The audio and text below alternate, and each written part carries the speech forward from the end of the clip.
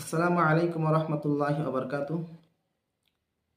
বর্তমান সময়ের উলামায়ে কিরাম এবং মসজিদের ইমাম ও খাতিবদের কাছে আমার বিনম্র অনুরোধ, আপনারা ওয়াকফ সম্পর্কে সাধারণ মুসলমানদের সাথে আলোচনা বিলোচনা করুন।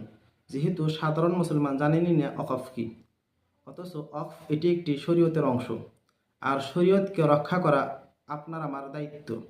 তাই এই বিষয় নিয়ে সাধারণ মুসলমানদের সাথে আলোচনা বিলোচনা করা আপনার আমার কর্তব্য। যেনারা জমি জায়দাত ওয়াকফ করেছেন, যে যে উদ্দেশ্য ওয়াকফ করেছেন, কিয়ামত পর্যন্ত সেটিকে সেই উদ্দেশ্যে রাখতে হবে। ধরে নেন কেউ যদি মসজিদের নামে জমি ওয়াকফ করে থাকেন, কিয়ামত পর্যন্ত সেখানে মসজিদে রাখতে হবে। সেটিকে রদবদল করে বা বিক্রি করে অন্য কোনো কাজে ব্যয় করা যাবে না। আর এই বিষয়গুলি যেহেতু সাধারণ মুসলমান জানেন না, তাই এই বিষয়গুলি সাধারণ মুসলমানকে জানানো এবং বোঝানো আপনার আমার দায়িত্ব। যেহেতু বর্তমান সময় এই ওয়াকফ নিয়ে খুবই বিতর্ক চলে রয়েছে, তাই এই বিষয়গুলি সাধারণ মুসলমানদেরকে তুলে ধরা, সাধারণ মুসলমানদেরকে বোঝানো আপনার আমার দায়িত্ব।